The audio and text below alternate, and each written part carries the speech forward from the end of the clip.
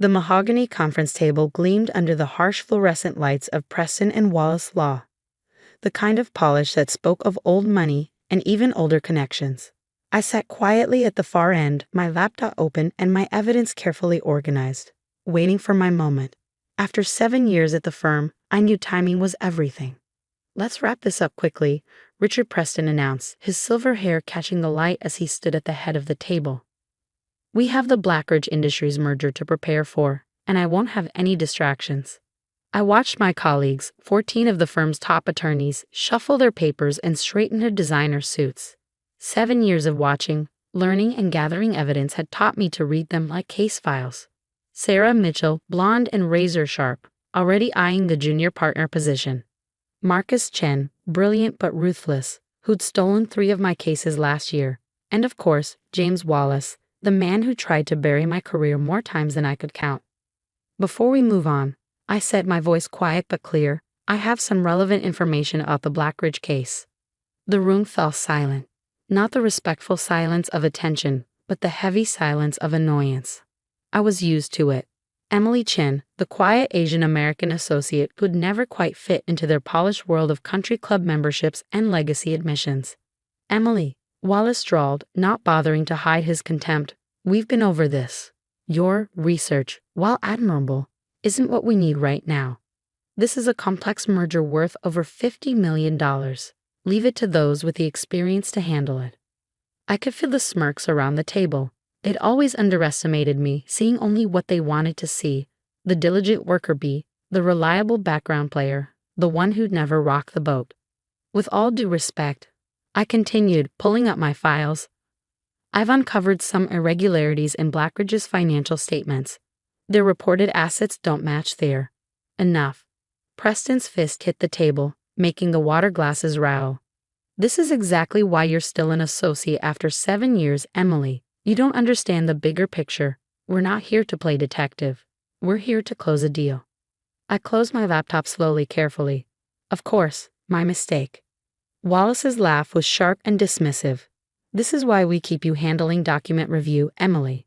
You're good at the small details, but leave the real lawyering to us. Now, go back to your office and focus on those filing deadlines I gave you." As I gathered my things, Mitchell couldn't resist adding her own barb. "You know, Emily, not everyone is cut out for high-stakes corporate law. Maybe you should consider a smaller firm, or perhaps a different career altogether." I walked out of the conference room to their muffled laughter, my heels clicking against the marble floors. They thought they'd won, thought they'd put me in my place once again. But they'd forgotten the first rule of law: never underestimate your opponent.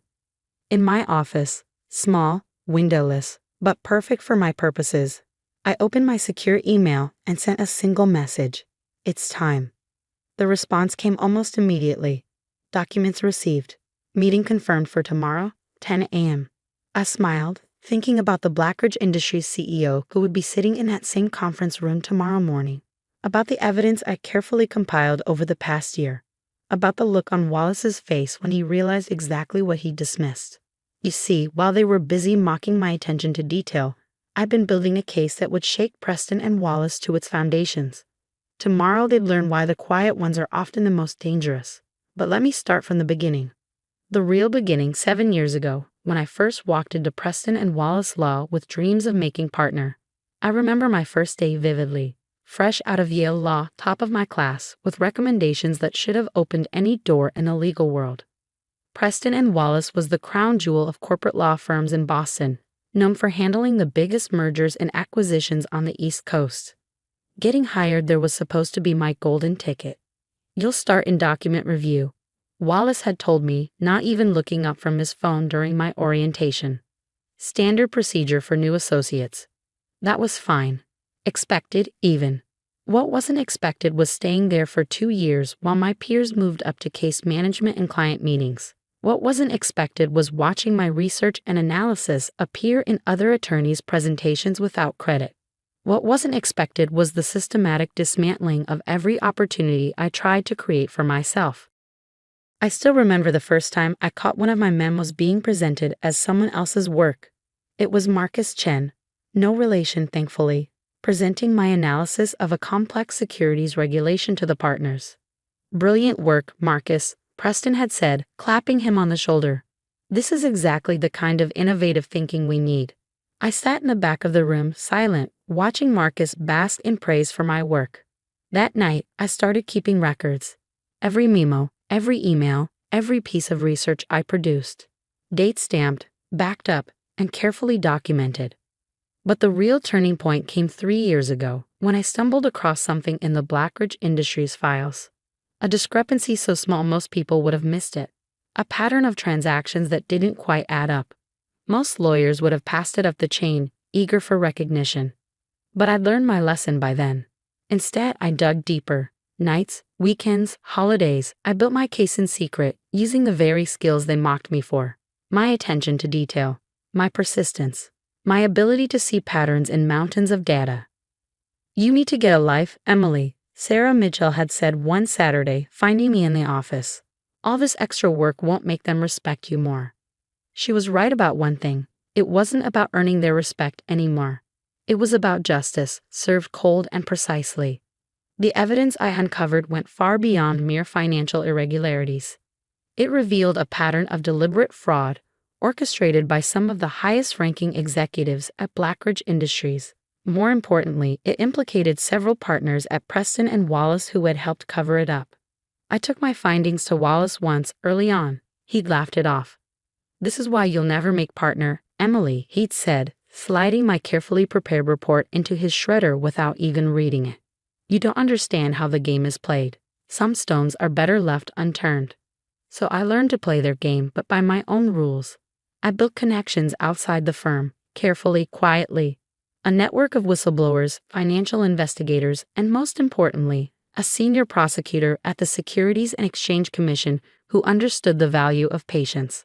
For the past year, I've been feeding information to the SEC, building an airtight case while the partners at Preston and Wallace grew more confident in their scheme.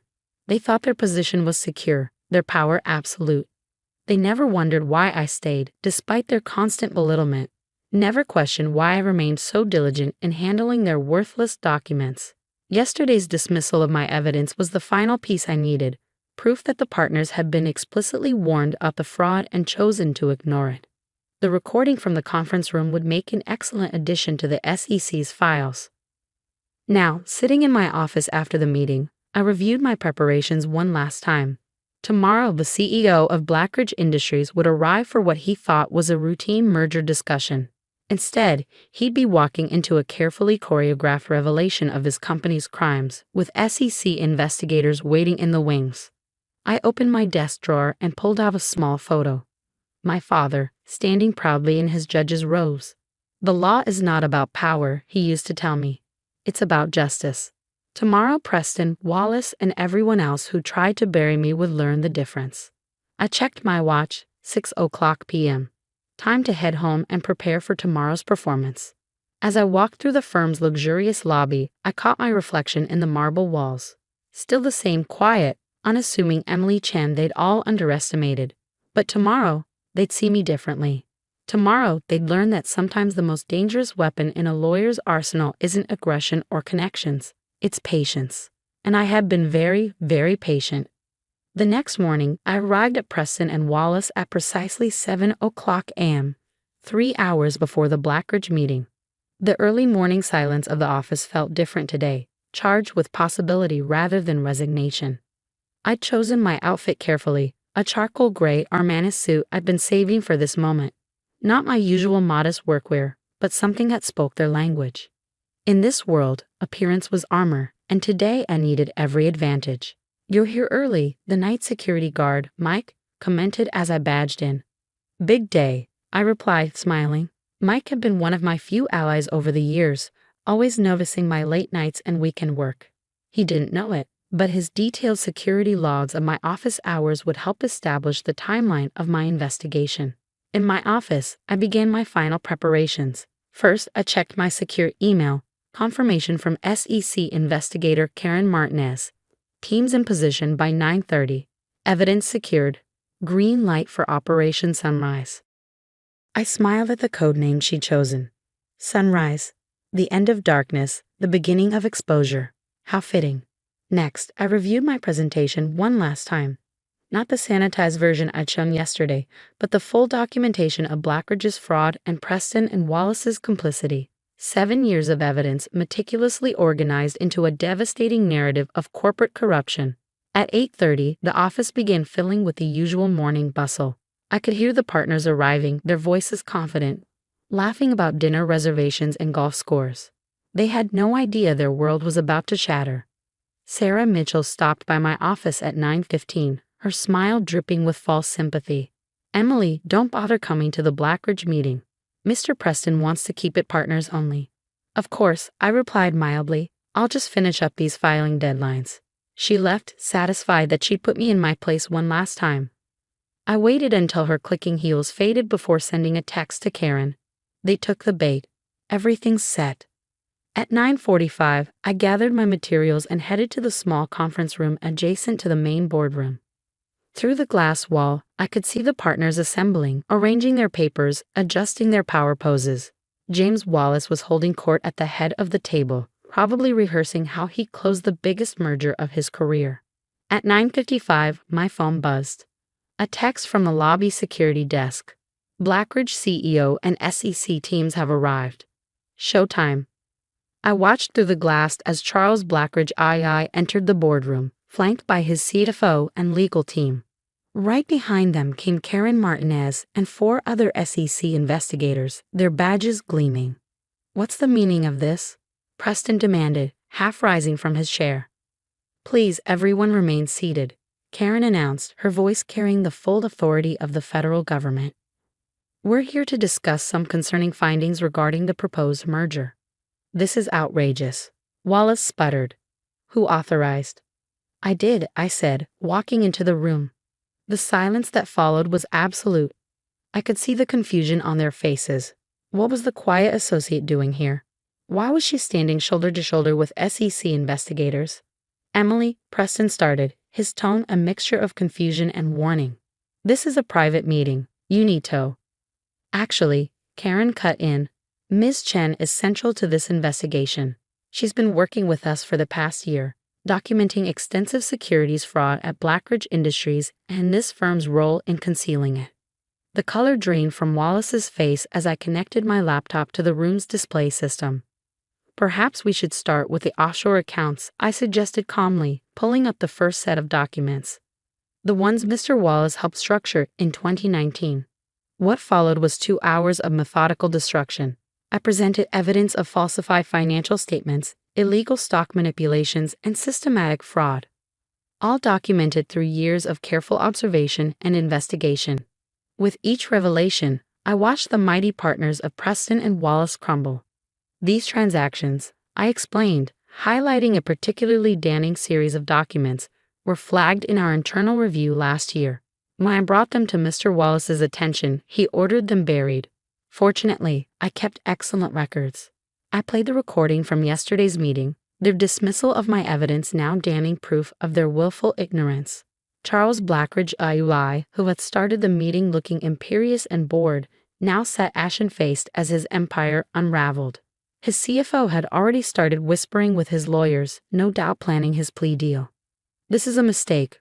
Wallace tried one last time, his voice shaking.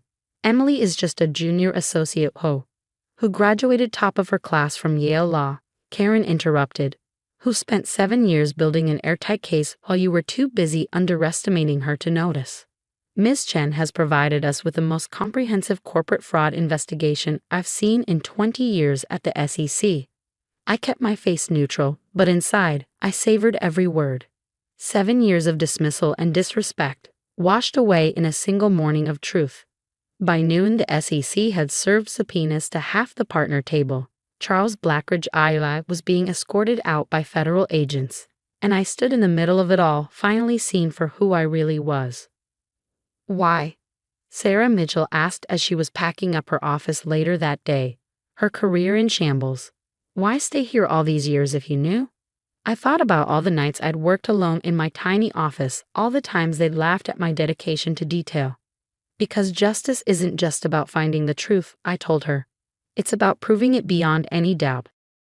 The aftermath was seismic. Preston and Wallace, once the crown jewel of Boston's legal scene, was now facing its own legal battles. Half the partner table was under indictment. The other half were desperately trying to distance themselves from the scandal. 3 months later, I sat in a different conference room, this time at the Justice Department.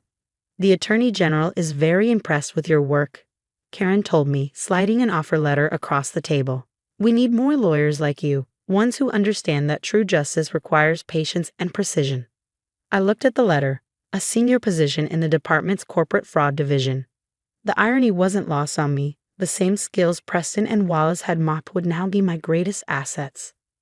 But before I accepted, I had one last piece of business to attend to. I visited my father, bringing with me a newspaper featuring the Blackridge scandal on its front page. "You were right, Dad," I told him, placing the paper on his desk. "The law isn't about power. It's about justice." He smiled, pride shining in his eyes. And sometimes he added, "Justice comes from the most unexpected places." Looking back now, 5 years later, from my office at the Justice Department, I can't help but smile at how it all played out. Preston and Wallace never recovered from the scandal. James Wallace was disbarred. Richard Preston retired in disgrace. The Blackridge fraud became a case study in law schools, including Yale, where I now guest lecture on corporate ethics. But the real lesson wasn't about fraud or justice, or even revenge. It was about patience, about the quiet strength it takes to stand firm in the face of dismissal and derision. About knowing that sometimes the best way to fight isn't with loud declarations, but with careful documentation and unwavering persistence. Sarah Mitchell runs a small practice now, focusing on pro bono work, a complete transformation from her former self. She sent me a letter last year, apologizing for her past behavior and thanking me for the wake-up call. "You taught me that true legal excellence isn't about power or prestige," she wrote. "It's about standing up for what's right, no matter how long it takes." As for me, I still keep that photo of my father in his judge's robes on my desk. But next to it now sits a framed quote that I see every morning. "Justice is not a sprint, but a marathon." It reminds me that sometimes the quietest warriors are the most effective, and that true victory isn't about proving others wrong. It's about proving yourself right. The young lawyers who work with me now often ask how I managed to stay focused during those 7 years at Preston and Wallace. My answer is always the same.